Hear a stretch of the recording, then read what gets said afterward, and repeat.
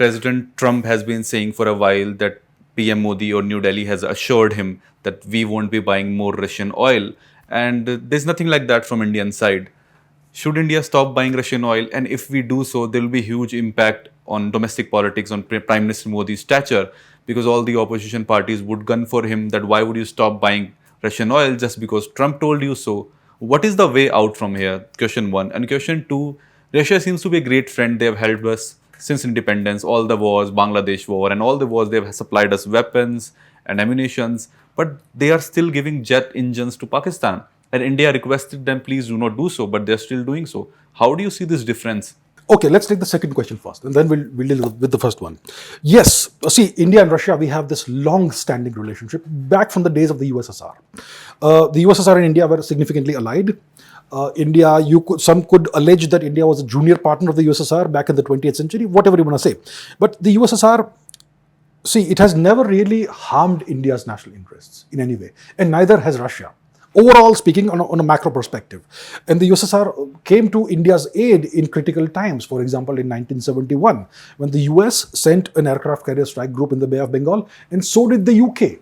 But the Russians sent nuclear submarines. There was a standoff, and that's why the Americans in the West could not arm twist India into not liberating Bangladesh.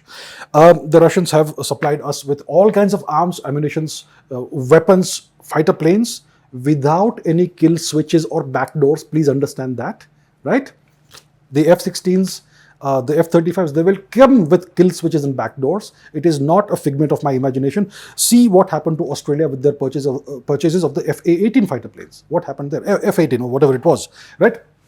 They could not aim, they could not use the aircraft's target acquisition systems on targets that they wanted to acquire. The code would not allow them to, and the Americans refused to change the code, the software. The Australians could not make the planes do what they wanted for 20 years until they cracked the code. So that's what happens when you buy American systems.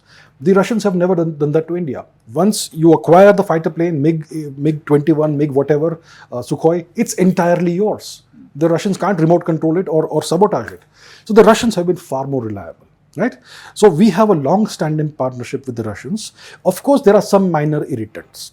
Look, China and Russia, they have a great relationship. We all know that.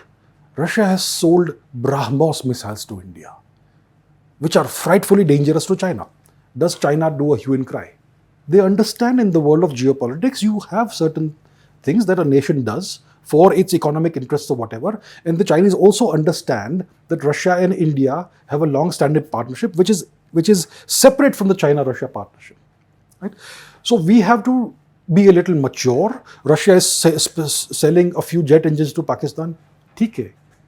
It's not a major irritant in our ties. They will never prioritize Pakistan or India. If there's a war, they will be on India's side. They might not come to fight for us, but they will not be on the side of Pakistan.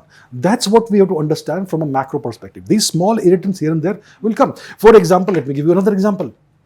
From 2015 to 2021, the Russians and Pakistani militaries conducted annual joint exercises called the Druzhba exercises. What does Druzhba mean in Russian? Friendship, mitrata. So did India protest? No, let them do it. These are small matters. It's just, it doesn't really matter for the larger relationship, right? So that's how I see the India-Russia relationship. It is a very important relationship with both nations. It is Russia's most long-standing relationship. Before I come to the oil question, let's understand the Russia-China relationship. Russia and China are natural adversaries, not allies. Let me explain why. When two major powers have a common border, they can't be friends. They simply can't be friends. In the 1960s, in 1969, the USSR, Russia's predecessor, and China nearly went to war. There were these massive border clashes, the Ussuri River clashes in the far east of Russia and China. And the USSR's government had decided to launch nuclear strikes on China. And the Americans intervened and said that if you nuke China, we will nuke you. And that's why the Americans saved China and they brought China onto their side. Right? So that is the deal with Russia and China. They are not natural partners. They are natural adversaries. The current cooperation understanding that they have is because of the greater threat that they face from outside, the US. And that's why they are cooperating. It is not going to last forever. Russia and India, we are natural partners.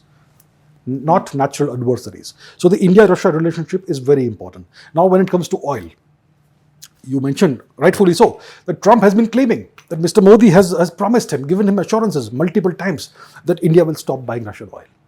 So what should India do? First of all, Mr. Modi has made no such assurance, has given no such assurance to Mr. Trump. Mr. Trump is trying to pressurize India by making these claims.